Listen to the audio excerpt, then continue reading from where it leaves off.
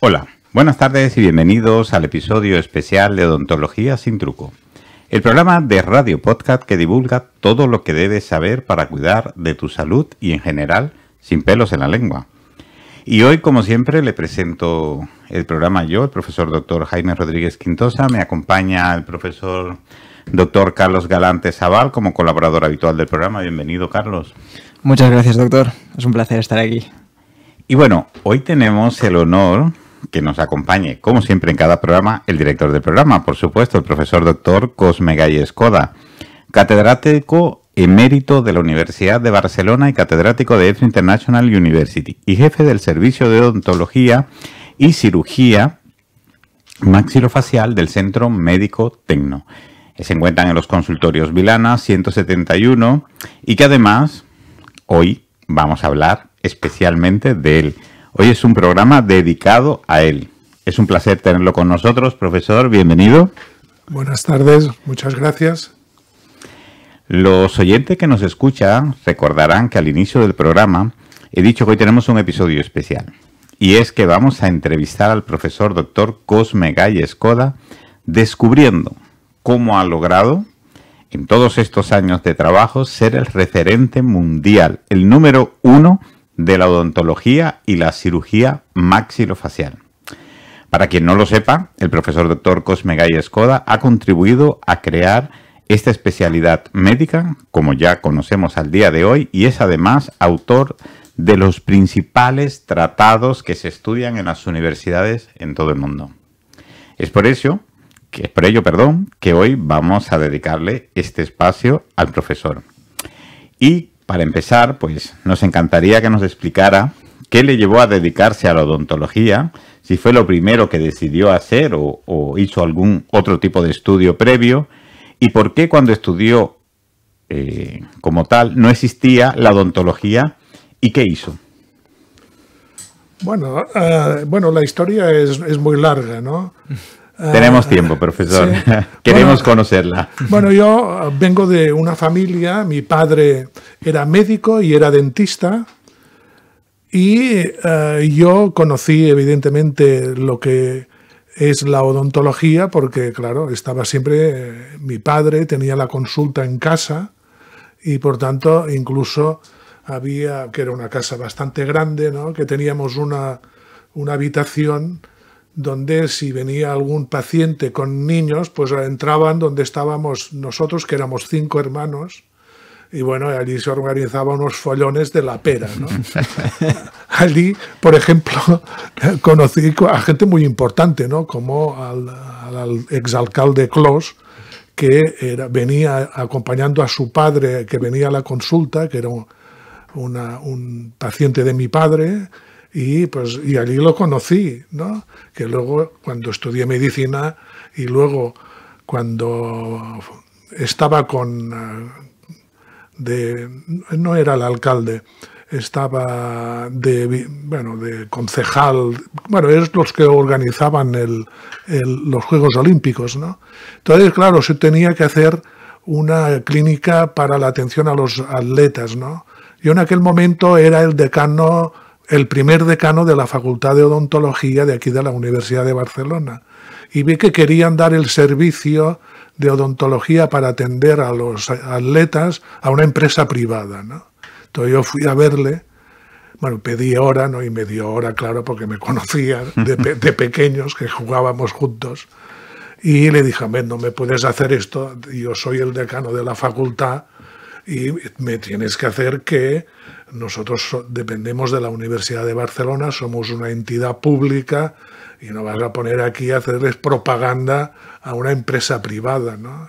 Y evidentemente me dijo que sí.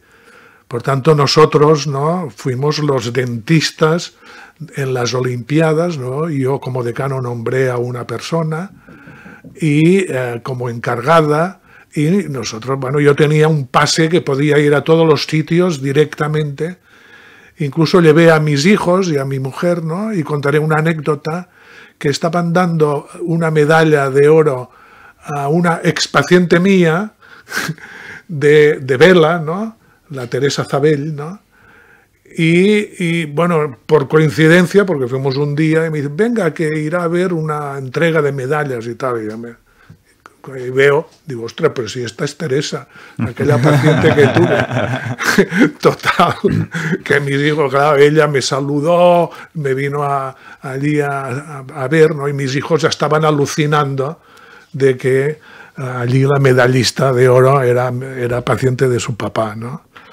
Entonces, mi padre era dentista y yo, incluso, mi padre, que era una persona súper trabajadora, una excelente persona y un excelente profesional, mi padre trabajaba hasta los sábados y domingos, ¿no? Los sábados por la mañana y los domingos por la mañana, que como en aquel tiempo había pocos dentistas, iba a La Garriga, a Aiguafreda, que es pueblos que están muy cerca de Granollers. Y claro, como era un sábado por la mañana, pues yo le acompañaba, ¿no? Y entonces, pues claro, yo estaba todo el día jugando por allí en medio. O sea que a mí se me pegó ya de pequeño esto de ser dentista, ¿no? Claro, luego las cosas irán por otro camino, ¿no? Porque yo, claro, todo y que se jubiló mi padre, no quise hacer de dentista generalista, sino que quería seguir estudiando, ¿no? Entonces, en aquel tiempo ya no existía, bueno, no existía la odontología, ¿no? La odontología, para que se hagan una idea, se creó en una ley, la ley 10/86 de 1986, que fue una de las condiciones que le puso lo que en aquel tiempo se llamaba la Comunidad Económica Europea, que ahora se le llama la Unión Europea, de que España no tenía odontología. Es decir, los dentistas, yo hice medicina, que por cierto este año hemos celebrado los 50 años de nuestra graduación, nuestra promoción, ¿no? Que hicimos una comida, una cena en el Colegio de Médicos, ¿no? Y yo pues entré a estudiar medicina con 17 años y hice los 6 años. Yo en medicina era un excelente estudiante, cosa que no pasó en el bachillerato, porque desgraciadamente a mis padres se les ocurrió ponerme en un colegio de salesianos. Que bueno, aquello, bueno, desde luego si hay infierno estará lleno de estos tipos. También había alguna buena persona también, porque siempre hay excepciones, pero la mayoría impresentables. Y tengo un recuerdo horrible de estos individuos. Entonces yo entré, hice medicina, estuve 6 años estudiando medicina, tengo un promedio de calificaciones de 9,6 sobre 10, y sin ser un enchufado, porque claro, ya saben que en este país yo era hijo de un dentista de Granollers, allí, y a mí no me conocía ni el portero. Por tanto, yo, claro, no he sido nunca un recomendado, y además odio que me recomienden a alguien, porque me pone muy nervioso, porque quiero que todo el mundo lo sude como lo he sudado yo. Entonces, en aquel tiempo existía la estomatología, ¿no? Que era, como si dijéramos, una especialidad de la medicina para ser dentista, ¿no? Que se llamaba estomatología, que eran 3 años. Primero fueron 2, luego fueron 3. Yo hice estomatología y, por tanto, tengo la carrera de medicina, que luego tuve el doctorado, evidentemente. Es decir, que yo soy doctor, porque como todo el mundo se llama doctor, entonces yo digo, no, yo soy doctor. O sea, el que se pone todo el mundo, pero además es que soy doctor, como hacen los alemanes, esto lo hacen los alemanes. Y, bueno, terminé estomatología y entonces yo me presenté en la primera promoción de residentes del MIR, que se creó el MIR, ¿no? Y entré, hice un concurso de méritos y entré de residente en el Hospital del Vallebrón, que por suerte, porque no tuve que irme muy lejos, ¿no? Y allí hice la especialidad de cirugía maxilofacial, ¿no? Es decir, que obtuve evidentemente el título de médico especialista en cirugía maxilofacial. Por tanto, yo tengo las 3 calificaciones de médico, dentista y cirujano maxilofacial. Entonces yo conseguí una plaza en propiedad en el Hospital del Vallebrón. Todo esto es una vida mucho más complicada, que lo podrán leer dentro de unos cuantos años en un libro que se llamará Mis amigos los dentistas, que estará hecho y cuando me muera yo se publicará para no tener que ir a los juzgados continuamente, porque allí hago un repaso de la corrupción y de toda, con perdón, de toda la mierda que he visto en la profesión.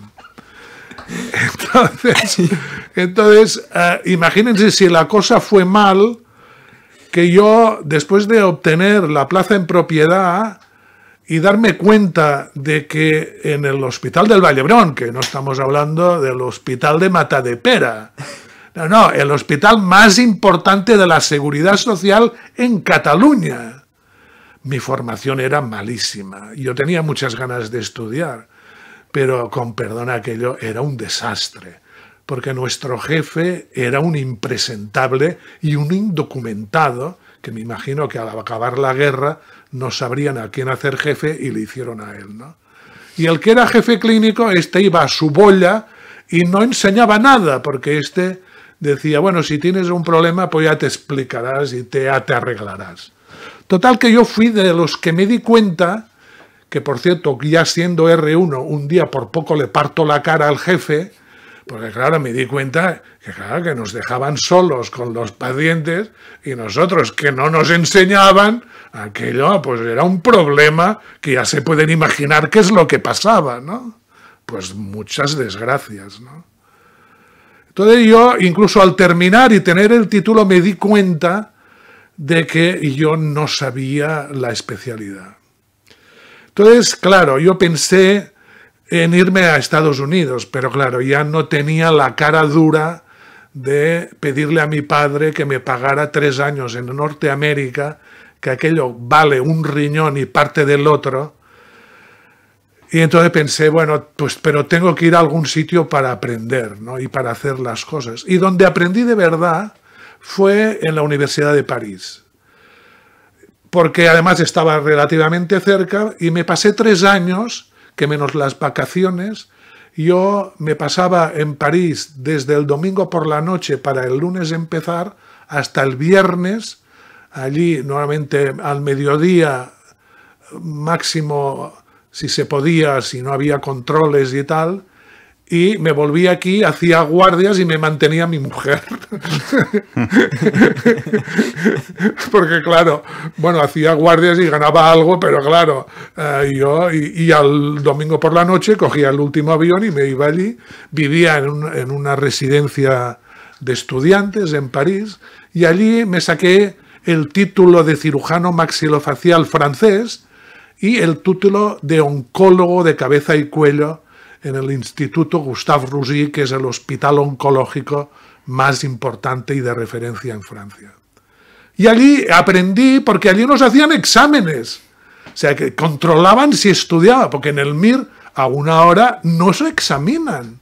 O sea, que ahora incluso el MIR, a menos de que no asesine, cosa que yo estuve a punto, al jefe de servicio, le dan el título. No hay ninguna evaluación. Bueno, hay la evaluación de los compañeros, de los jefes y tal, que simplemente si les haces la pelota y les sigues el juego, la cosa está chupada, ¿no?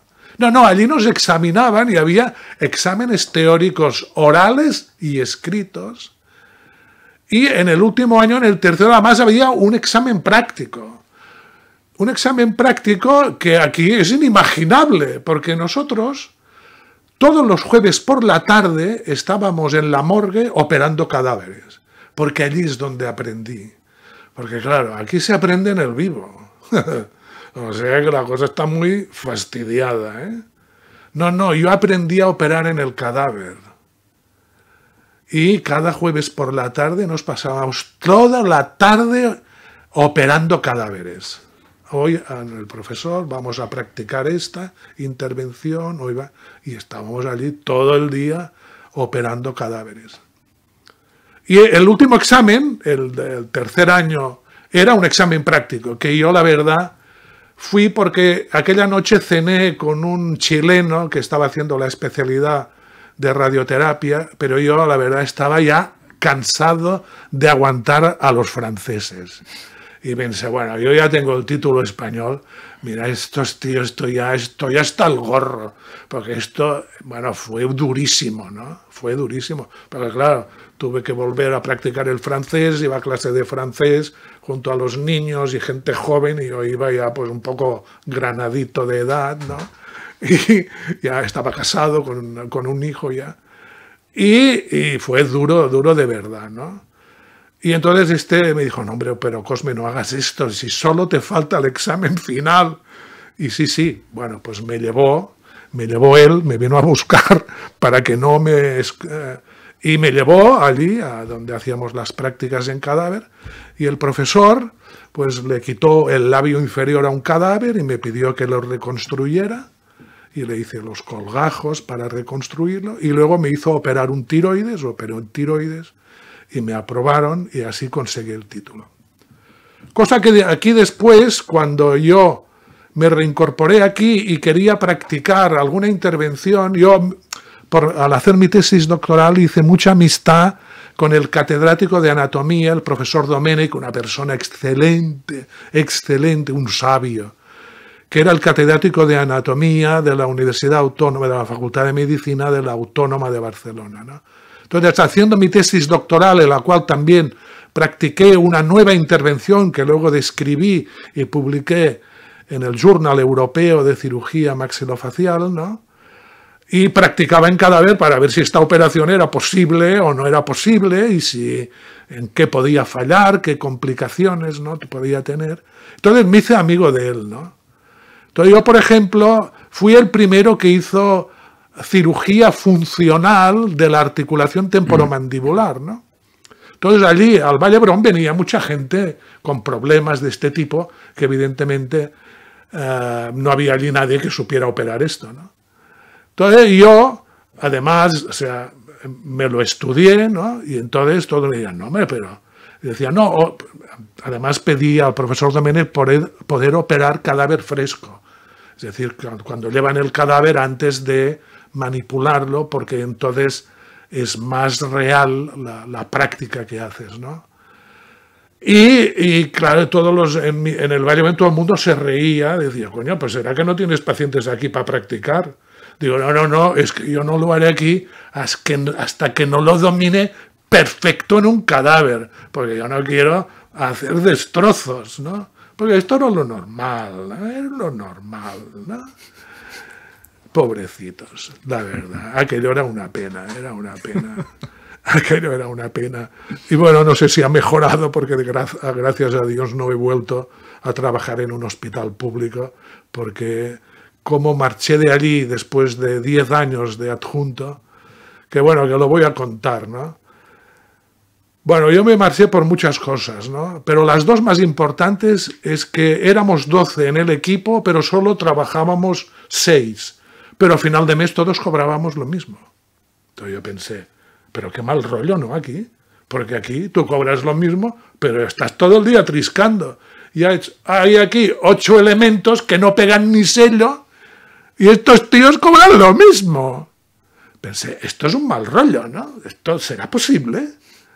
Y luego porque hay pacientes excelentes también en la Seguridad Social, pero un día ya me desanimé porque hubo un paciente que el jefe, que era un inepto, este paciente tenía una lesión en un lado de la mandíbula y el jefe le propuso quitarle media mandíbula, en fin, un desastre en un chaval de 17 años, ¿no?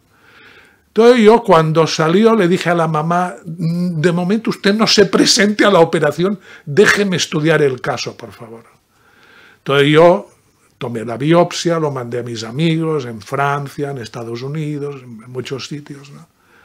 Y me dijeron, no, hay una técnica en la cual podrás hacer y podrás quitar el tumor sin que pierda la mandíbula. Entonces, después de practicarlo, ¿no?, en la Autónoma, entonces llamé y dije, si quieren, yo le operaré a su hijo. Y, bueno, vamos a hacer una técnica que en el vivo es la primera vez, pero la he practicado por lo menos 2 docenas de veces en un cadáver. Y, bueno, este tío, Pues se fue estupendo, no perdió la mandíbula.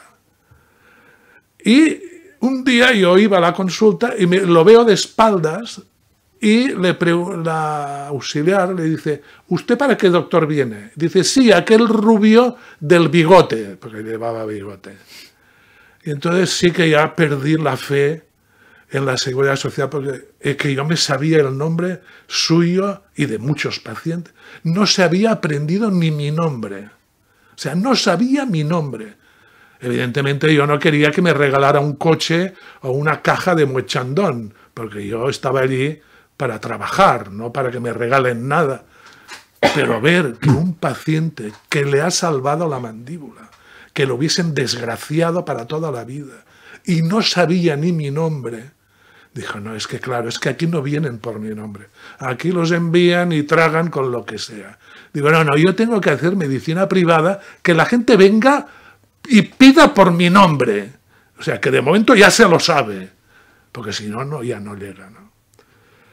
Entonces, después por esto, yo, como se pueden imaginar, con los poderes fácticos, primero explicarles que la odontología nació en España en contra de los poderes fácticos.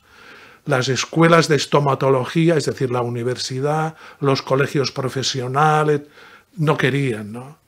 Entonces, pero claro, es que Europa les obligó. Dijeron, no, o usted o crea esto, o usted no entra. Pero le dieron una lista larga, ¿eh? Y entonces no tuvieron más.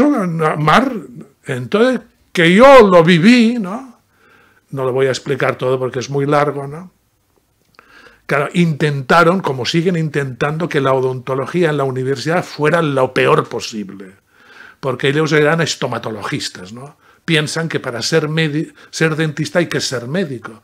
Que esto no pasa en todo el mundo. Todo el mundo hay la odontología. Si tú quieres hacer medicina, pues perfecto, ¿no? Porque te irá muy bien. Igual que si eres físico o eres bioquímico, te irá muy bien. Porque cuanto más se sabe, mejor, ¿no? Pero en todo el mundo, menos España, como es ahora, pues no existía la estomatología. Bueno, sí, existía porque esto lo creó, después de la guerra lo creó Franco, ¿no? El que dio el verdadero golpe de Estado, ¿no? No como otros que hablan de un golpe de Estado, de no sé qué. No, aquel sí que era un golpe de Estado porque empezaron las bombas y aquello fue la rehostia. Aquello sí que es un golpe de Estado de verdad, ¿no? ¿Y qué pasó? Pues claro que la odontología fue muy difícil, muy difícil, muy difícil. Porque yo, como estuve al principio, porque yo ya veía venir que si España quería entrar en la Unión Europea, obligatoriamente había que reinstaurar la odontología que ya existía antes del 36. Esto ya existía, ¿eh? Esto se hizo en tiempo de la reina no sé qué, porque yo como soy monárquico no quiero ni aprenderme su nombre. Y entonces, bueno, pues tuvieron que reinstaurarla. Y entonces yo lo viví. Y es que aquello era una lucha, porque todo, intentando que fuera todo lo peor posible, ¿no? Y luego, imagínense si es la cosa posible, que en todo el mundo la cirugía maxilofacial, la cirugía oral y maxilofacial, es una especialidad odontológica en todo el mundo, menos en España. Los cirujanos maxilofaciales que operan la boca no son dentistas. O sea, no han estudiado ni los dientes. Imagínense, si la cosa tiene narices. Claro, aquí y esto no fue en nuestra época, porque en nuestra época para entrar, cuando a mí me dijeron, usted quiere entrar de residente, tiene que tener el título de médico y de estomatólogo. Si no, no lo aceptamos para entrar de residente. Ahora no, ahora solo se pide el título de médico desde hace muchos años, hasta hace docenas de años, ¿no? Entonces, claro, esto llama mucho la atención, ¿no? De que el que se arroga operar la boca no ha estudiado la boca, no ha estudiado los dientes. Y dicen, no, esto será autoformación, es decir, que bueno, ya se pueden imaginar de qué va el tema, ¿no? Entonces, ¿qué pasó? Que al entrar en la Unión Europea, dentro de la odontología existe una especialidad que se llama la cirugía bucal. Es decir, una vía para que los odontólogos puedan hacer cirugía de la boca, no ya de todo el cráneo, de cabeza y cuello. Porque el modelo, dijéramos, ideal, ¿no?, sería el modelo americano. Si yo fuera un americano y le digo a mi papá, papá, yo quiero ser cirujano maxilofacial, me diría, muy bien, niño, ya te puedes ir a la escuela dental y sacarte el título de odontólogo. Entonces, cuando tú eres odontólogo, tienes dos caminos. El camino corto, que es entrar de residente o de médico en un hospital, que dura 5 años y te dan el título de cirujano oral y maxilofacial, pero con límites. No puedes hacer cirugía craneofacial, no puedes hacer malformaciones craneales, no puedes hacer cirugía de base de cráneo, no puedes hacer oncología de cuello, etcétera, etcétera. Esto también varía según los estados, ¿no?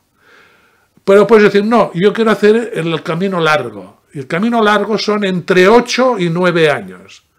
En estos 8 y 9 años, además te dan el título de médico. O sea, haces lo que no te han enseñado de medicina, evidentemente lo que ya te han enseñado en odontología, te lo convalida, pero tienes que hacer pues otorrino, oftalmología, tal y tal. Y entonces tú eres cirujano oral sin ningún tipo de cortapisas, de cirugía, dijéramos más o menos, dijéramos lo que en América se llama cirugía de cabeza y cuello. Bueno, en España esto no existe, o sea, el cirujano oral y maxilofacial, que además se llama oral y no es dentista, cosa que teóricamente esto estaría prohibido, pero esto otro día podríamos hablar de las denuncias que he tenido que poner yo a la Unión Europea porque, claro, han intentado fastidiar tanto a la odontología que ya al final pensé, bueno, pero esto no puede ser, ¿no? Porque los colegios profesionales, aquí nadie hacía nada. Claro, y cuando estuve de decano no lo pude hacer porque estaba todo el día demolido porque estábamos montando la facultad. Y como es natural, estaba todo el mundo dedicándose a dar problemas y tú a solucionarlos, ¿no? Cuando ya terminé, que ya no tenía que solucionar problemas, sino que pensé, ahora me dedicaré yo a darles problemas. Entonces, pues empecé a dar problemas a la administración, ¿no? Y denunciar cosas, ¿no? Ahora, por ejemplo, antes de venir aquí estaba repasando que la definición de odontología, de odontólogo, en la Unión Europea, en la ley de no sé cuántos años, ¿no?, dice que el odontólogo trata el diente, la boca, los maxilares y sus anexos, es decir, las glándulas salivares, la lengua, etcétera, etcétera. Bueno, cuando se tramitó la ley de ordenación de las profesiones sanitarias, los cirujanos maxilofaciales intentaron desvirtuar y lo que aprobó el Consejo, el Consejo de Diputados, aprobó, que ahora lo voy a colgar en internet para que la gente se dé cuenta, entre otras cosas, ¿no? Hicieron barbaridades, ¿no? La definición, que esto lo montaron maxilofaciales que eran de sectas ultracatólicas y tal, que estaban metidas en el gobierno y que además influían, ¿no? Pone que la odontología trata el diente y su anexo. Hostia, el diente y su anexo será el diente, el ligamento periodontal, y tirando muy, muy largo será el hueso alveolar. Claro, ¿para qué? Para quitarle competencias al odontólogo. Entonces yo, que claro, en aquel tiempo miraba el BOE, dije, pero estos tíos del Congreso de Diputados, pero que no saben que la ley de odontología, esto era el año 2003, en la ley del 1986 pone la definición de la Unión Europea de lo que es un odontólogo, y estos tíos ahora se la inventan. Total, que pagándolo yo, porque nadie movió un dedo, me fui, gracias, me ayudó, esto sí es verdad, el que fue alcalde, Xavier Trías, que estaba de diputado, y como su mujer, que también es dentista, pues teníamos amistad. Cuando yo era decano era consejero de Sanidad y tuvimos mucho trato. Bueno, hicimos muy buena relación, porque además es de una persona que estoy seguro que no ha robado nunca un duro, cosa que es difícil decir de un político. Pero estoy seguro, pondría mi mano en el fuego. Y le pedí que me que me buscara para tener una entrevista con el ponente de la ley en el Senado. Ya saben que cuando se aprueba una ley en el Congreso de los Diputados, luego va al Senado para que dé su acuerdo o no, y luego vuelve al Congreso de Diputados, que lo aprueba ya de forma definitiva, ¿no? Total, que él me consiguió una entrevista, ¿no? Que se le agradeceré siempre, ¿no? Como muchos otros favores que me ha hecho. Y fui a ver a un individuo del PP, cosa que puedes imaginar, ¿no? Que, o sea, soy un valiente, ¿no? De un catalán, ir a ver a un tío de Castilla-La Mancha y tal, que, bueno, que era un diputado que se creía que era el rey del mundo, ¿no? Y que yo era una mierda seca, ¿no? Y yo le dije, mire, no, es que ¿sabe qué pasa?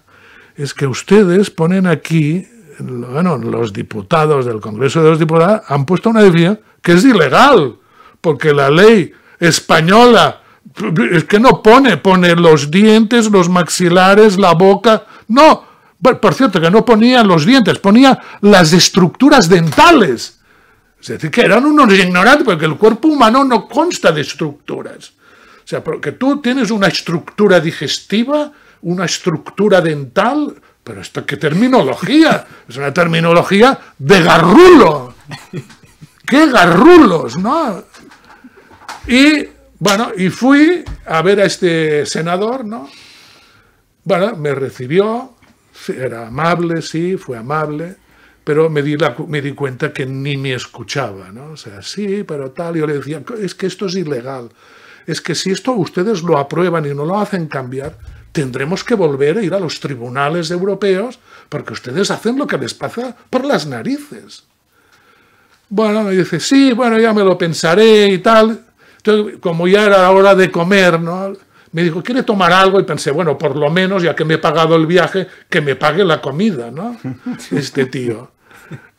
Total, y nos fuimos al bar del Senado y me invitó, esto fue muy agradable, y allí empezamos a hablar de la familia y tal, ¿no?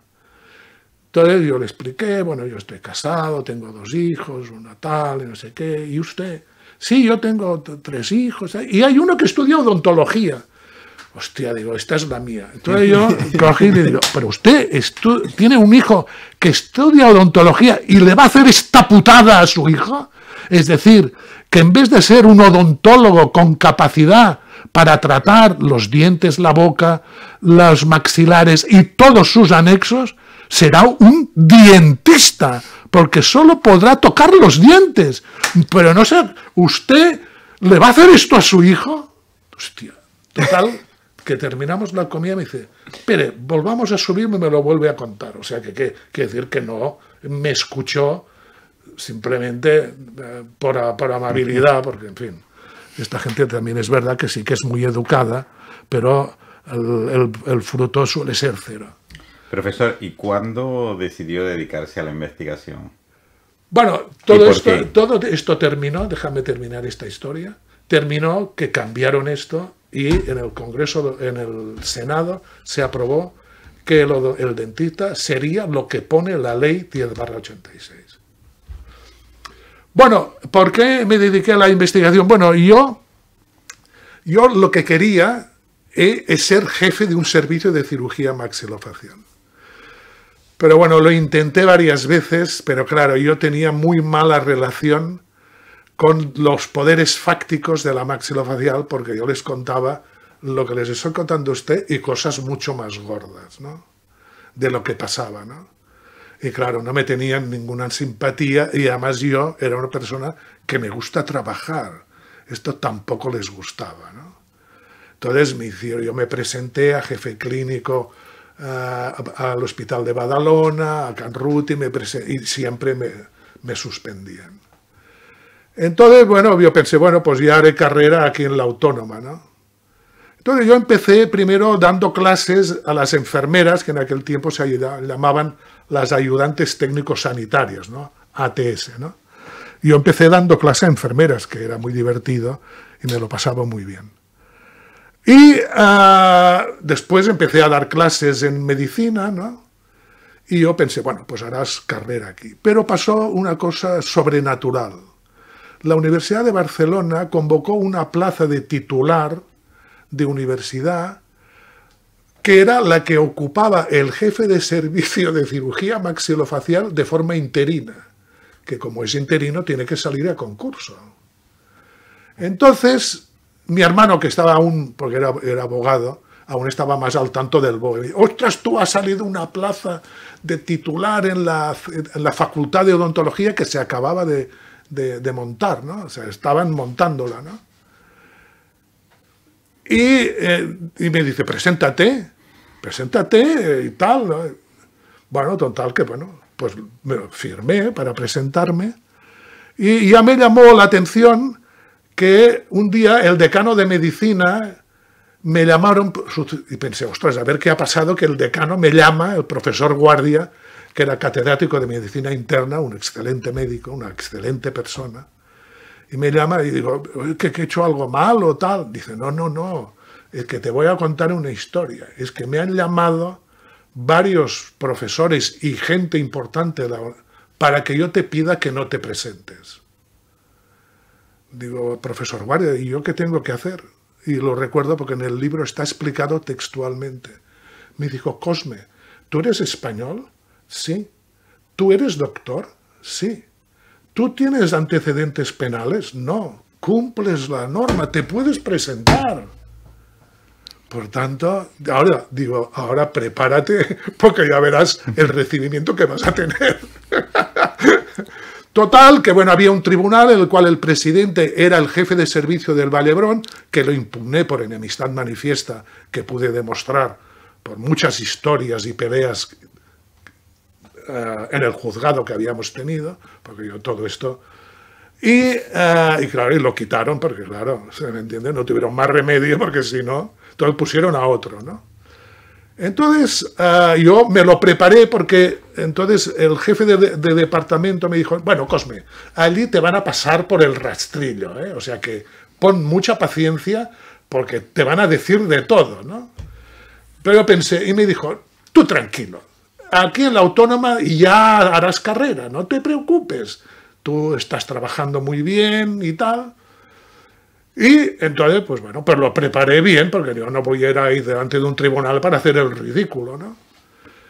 Entonces, en el sorteo le tocó hablar primero al jefe de servicio del Valle de Belviche, y mientras hablaba yo pensé, bueno, antes de esto me avisaron que en el tribunal había un tío honesto. Digo, hostia. Yo pensé, caray, qué original. Digo, este tío es insobornable. Digo, bueno, ya es bueno, porque con la endogamia y la tal que hay, todo puede pasar, ¿no? Entonces, habla él, ¿no? Estaba todo el servicio, ahora que lo estaba todo lleno de la familia, yo estaba solo con mi hermano para que me pasara las diapositivas, y hablaba él y mi hermano me dice, pero este tío, ¿qué cojones está explicando? Este tío no tiene ni idea, pero es que no lo ha preparado. Yo lo escuchaba y pensaba, bueno, esto no se parece en nada de lo que he presentado yo. Esta era la primera prueba, que había 3, ¿no? Y yo pensé, bueno, pero pues este es el que se la van a dar. Total, que de los 5 miembros del tribunal, 4, que eran a ver qué pasa, hicieron lo que se llama una faena de aliño. Pues sí que no, pues que sí que también, pero que sí, pero también. Es decir, yo no explico nada, no pregunto nada y luego voto lo que me pasa por donde ustedes saben. Pero este que me dijeron que era honesto, le pegó una bronca, pero pegó una bronca de 3 pares de narices. Que yo incluso le digo a mi hermano, mira, este tío me dice a mí la mitad y lo mandó a la mierda, ¿eh? Porque yo no aguanto que me digan lo que le ha dicho, ¿no? Total, que lo dejó por el rastrillo. Bueno, en aquel tiempo la primera prueba, que es explicar tu currículum y cómo harías tu asignatura para enseñar a los alumnos. Entonces me toca a mí, en aquel tiempo no había límite de tiempo. Entonces yo pensé, bueno, normalmente te dicen que hables 1 hora, que no pases de 1 hora. Pero pensé, bueno, como además me van a despachar en la primera, yo les meto un rollo, por lo menos que me aguanten, ¿no? Y que sufran un poco, ¿no? Total, que yo me pegué 2 horas y pico hablando y explicando mi currículum, mis historias, cómo iba a enseñar y tal y cual. Entonces, los 4 esos también trabajo de alineo, que sí, que no, pero también, pero podría ser y tal. Y el tío este me empezó a hacer preguntas. ¿Y usted por qué hace esto? ¿Y usted por qué hace aquello? Pues qué interesante, y no sé qué. Y ya había pensado, pues tal y cual. Me hizo preguntas casi durante 1 hora. Y terminó diciendo, mire, doctor, solo le diré una cosa. Es la primera vez que veo un cirujano que tiene ganas de enseñar. Se termina la sesión, salgan todos, que el tribunal va a deliberar. Entonces, ¿qué pasó? Que lo normal, los 2 de la casa, los otros 3 son a sorteo. Ahora también ha variado, ¿no? Los 2 de la casa, en fin, dijeron, bueno, tiene que salir. Digo, el tele dijo, bueno, a ver, este tío pues se ha hecho el ridículo, pero ¿cómo le vamos a dar la plaza? Pero si este tío, dice además, que el que era buen tío, es que me han llamado 200 personas para recomendarlo, pero este tío, el Cosme, no me ha llamado nadie.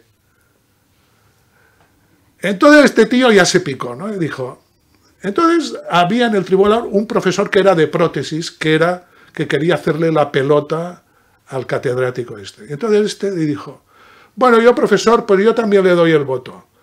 Bueno, ya tenía 2. Bueno, se pasa con 3, claro. Si son 5, pues 3 tienes que tener para pasar, ¿no?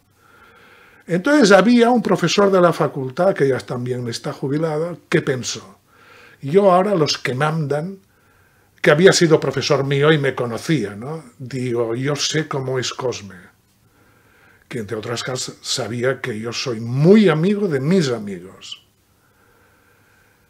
Y pensó, bueno, este sabrá que yo le he dado el tercer voto. Por tanto, yo sé que los otros me criticarán, pero a este tío lo doy el voto que sabe, porque luego te enteras de todo lo que ha pasado, ¿no?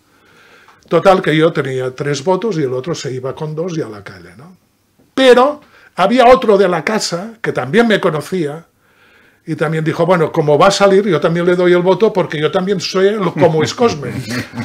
Que claro, sabrá que yo no soy su amigo, por tanto, yo también le doy el voto.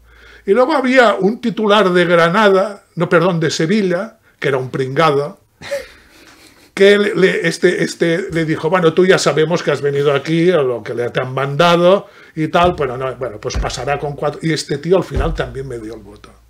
Total, que al otro lo despacharon con 0 y yo tuve 5 votos, que cuando me lo dije es que no me lo creía, porque esto es una cosa, es una conjuntura, bueno, es que esto, o sea, en el 99,9999 es que queda vacante, pero que se la den al candidato que no es el endogámico y que además no es el que estaba interino, esto es que es muy raro, ¿eh? Muy raro, raro. Se alinearon los astros. Se alinearon los astros. ¿Y qué pasó?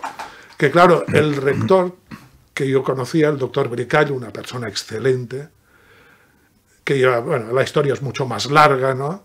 Me llamó y para felicitarme, digamos, usted es que si no lo veo no lo creo, usted ha ganado una oposición que yo pensaba que esto estaba resuelto ya, ¿no?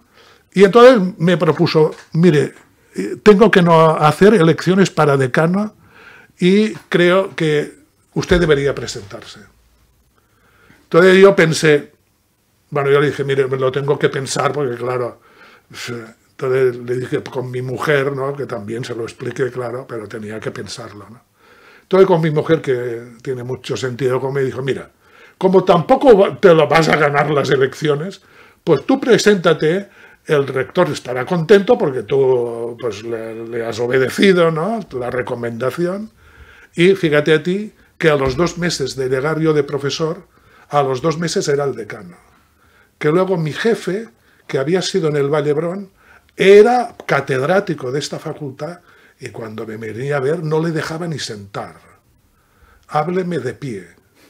Digo, pensando, a mí, con las putadas que me has hecho, tú delante mío ni te sientas, estarás de pie. ¿Me entiendes? Y en posición de descanso. ¿Me entiendes? Vamos a hacer una breve pausa y ahora continuamos con las historias que nos cuenta el profesor Dr. Cosme Galles-Coda. Nos vemos ahora. Cuida tu sonrisa con Odontología Sin Truco, el podcast donde la salud bucal es la prioridad número 1. Con la guía del Dr. Cosme Galles-Coda, experto y especialista en odontología del Centro Tecnon, exploramos todos los aspectos del cuidado de tu salud bucal. Puedes verlo en el canal de YouTube de Wavesmith Studios. ¿Has oído hablar de Odontología Sin Truco? El podcast de Dr. Cosme Galles-Coda, grabado en Wavesmith Studios. Sí. Eso es. Desde que lo escucho, he ido a su consultorio en Vilana, del Centro Médico Tecnon, y su equipo es una maravilla. ¿De verdad? Justo quería una segunda opinión para unos implantes. Iré al consultorio... ¿Cómo era? Consultorio Vilana, del Centro Médico Tecnon. Odontología Sin Truco, el podcast que te hace sonreír. Oye, tienes que escuchar esto. ¿El qué? La nueva promoción de Wavesmith Studios. ¿Y qué hacen ellos? Todo. Te ayudan a dar forma a tu proyecto audiovisual, desde la concepción de la idea hasta su producción. Son increíbles. Genial, necesito ayuda para grabar mi podcast. ¿Dónde puedo contactarlos? Visita wsstudios.com o llama al 699 080808.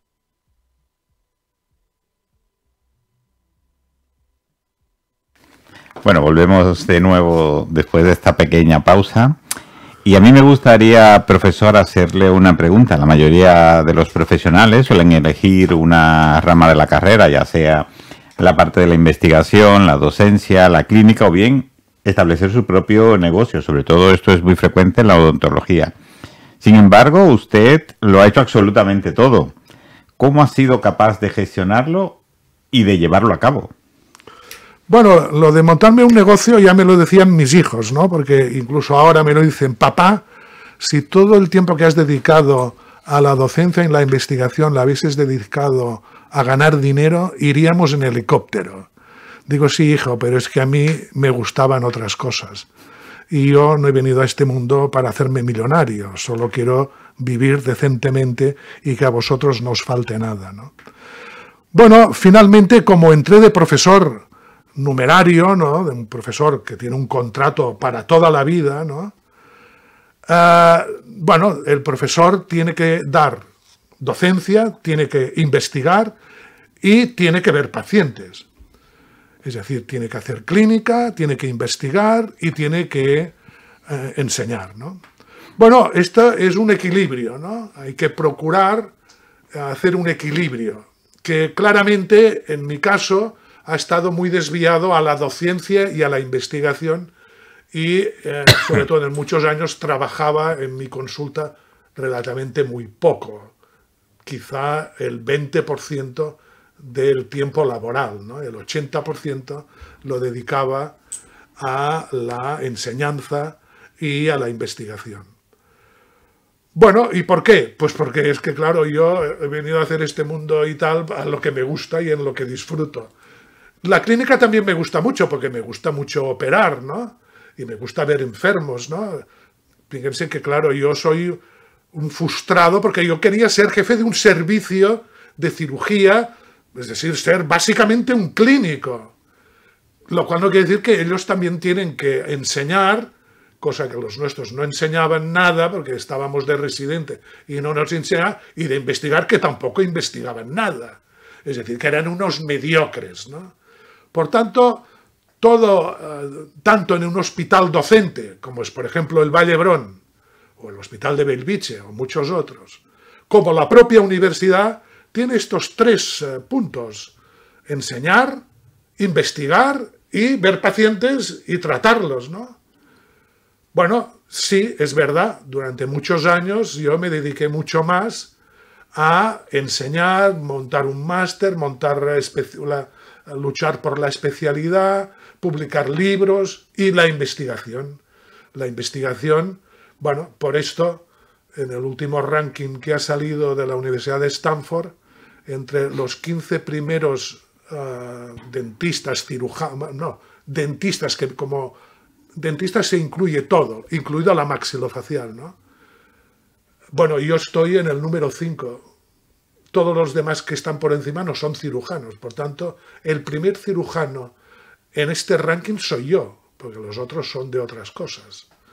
Uno es de periodoncia, otro es... Bueno, el primero es un empresario que tiene 200 individuos que trabajan para él y pone su nombre en las publicaciones. Claro, en la universidad tú esto no lo tienes, ¿no? Claro, no me extraña, ¿no? Claro, o sea, que no sé qué hace allí, ¿no? Porque este tendría que estar en el sector de la empresa, no de los que están en la universidad, ¿no? Y los otros también tienen, claro, todo se puede matizar porque estos otros 3 que van delante mío estaban a tiempo completo, pero tenían consulta. Yo no, porque cuando dejé de ser decano, claro, yo quería ver pacientes también, ¿no?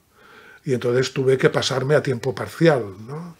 Porque la Universidad de Barcelona es la única de España que a los profesores de odontología porque ellos no te dan una plaza vinculada como en medicina.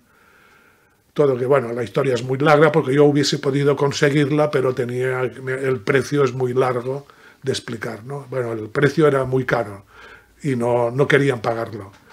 Bueno, es un precio inasequible, ¿no? Que son 5.000 millones de euros, ¿no? O sea, a mí si me quiere sobornar a alguien, tiene que venir a hablarme sobre 5.000 millones de euros y a partir de aquí podemos hablar y a lo mejor sería posible hacer algo que vaya en contra de mi manera de pensar, de mis principios. Y, bueno, yo por esto también, ahora se lo comentaba con el doctor Rodríguez, que, claro, yo... Ahora, esta última semana, se han publicado 2 nuevos artículos. Tengo ya 580 artículos científicos publicados, 19 libros, 90 capítulos en libros de otros autores, especialmente extranjeros, americanos, de otros sitios. Y, claro, esto es una satisfacción. Y ya, y como se va a llegar el tiempo, ayer también, que era... mi cumpleaños, ¿no? Bueno, el mejor regalo es que uno de mis discípulos, el más joven y el mejor que he tenido, consiguió una plaza de profesor titular. Se presentaron 5, el número 1 era él. Es decir, incluso uno del tribunal, que no debía conocernos bien, que era un cirujano general del Hospital de Bellvitge, dijo, usted parece que lo han programado para ganar. Digo, claro, es que nosotros, no fue como a mí, yo no tuve un maestro que me enseñó, sino que yo fui aprendiendo de muchos y me hice mi filosofía, ¿no? Claro, este es un alumno que en tercero, yo de la Universidad de Barcelona estoy jubilado, que por cierto... la única distinción que te dan cuando te jubilas es que te dan una medalla porque te has jubilado, que yo le dije que se la podían meter por donde les cabiera, porque claro, que te jubilas, me dan una medalla, ¿de qué? Esto es un trámite administrativo. Si me tienen que dar la medalla será para algo, ¿no? No porque te jubilas, ¿no? Es que la verdad es que tienen en fin. Total, que este chico, en tercero de odontología, les hacía hacer un trabajo a los alumnos. Era un trabajo que luego se convirtió en optativo, porque como la mayoría era una porquería de corte y pego, el que hiciera bien el artículo, en la nota final ya tenía un punto directo. Por tanto, el que quería tener una matrícula tenía que hacer este trabajo y hacerlo bien. Entonces, teníamos 120 alumnos, de los 120 trabajos, 100 eran cortar y pegar, eran impresentables. De los 20 que quedaban, 15 eran muy mediocres, ¿no? Y quedaban 5 que dices, ostras tú, estos tíos piensan y tal, porque les daba un mes solo para hacerlo. Y estos 5, siempre había 1 o 2 que eran excelentes. Y estos son los que yo llevaba a mi rebaño. Les llamaba y les decía, usted, véngame a ver a mi despacho que quiero hablar con usted. Lástima que muchos me decían, no, a mí la cirugía no me gusta, a mí me gustaría hacer otra cosa. Digo, qué mala suerte que le guste más la prótesis y tal, pero bueno, si le gusta la prótesis, pues váyase a prótesis, ¿no? Pero los que les gustaba la cirugía, ya aquel trabajo que habían hecho en tercero, cuando llegaban a quinto y ya estaba publicado en una revista con factor de impacto. Ellos los primeros, claro, porque son los que habían trabajado más. Luego tenían que hacer el trabajo de final de grado, que lo hacían con nosotros, y su trabajo de final de grado se publicaba en revistas de alto impacto. Muchos del primer cuartil, que publican en el primer cuartil, esto es la releche, es la releche. Pues este chico, que le dirigí la tesis doctoral junto con la doctora María Ángeles Sánchez, también una discípula excelente, excelente, le dirigimos la tesis doctoral hace 2 o 3 años y nuevamente con un artículo en el primer cuartil tú haces un poco de acompañamiento y ya eres doctor. Pues este presentó la tesis con 4 artículos en el primer cuartil y 1 en el segundo. Una tesis doctoral que es la pera. Y además lo tiene todo. Se llama Jorge Toledano, que lo nombró porque es un súper crack. Es muy inteligente, es muy trabajador y es muy buena persona. Una persona además fiel. Esto es muy difícil de encontrar. Por tanto, qué alegría ayer ver que la última que hemos formado, la última hornada de pan, ha salido perfecto, porque además ya también le dijeron que no se presentara. O sea, los sabios también, incluso de mí, dijeron, no, es que es demasiado joven. No, es joven, claro, pero es que este es el momento ideal. No hay que cortarle las alas, porque este llegará muy lejos. Si empiezas a fastidiarlo y ve que su trabajo no se ve recompensado, no, es que ha salido de los 5 que se han presentado, él ha salido con 110 puntos y el siguiente está a 15 puntos de él. Y tiene solo 2 o 3 años de docencia, que los otros tenían 20 años, tal, pero todos muchos años, pero calentando la silla. Pues enhorabuena y las felicitaciones al profesor doctor ya Jorge Toledano. Sí, y profesor ya titular. Ya profesor titular. Sí, bueno, aquí se llama agregado, porque es de la escala de la Generalitat.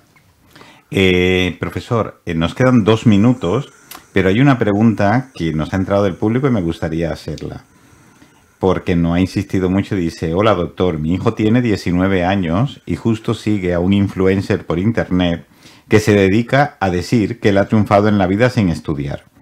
No ha ido a la universidad y vende su vida de lujo, yates, mujeres en su canal de YouTube y tiene miles de seguidores.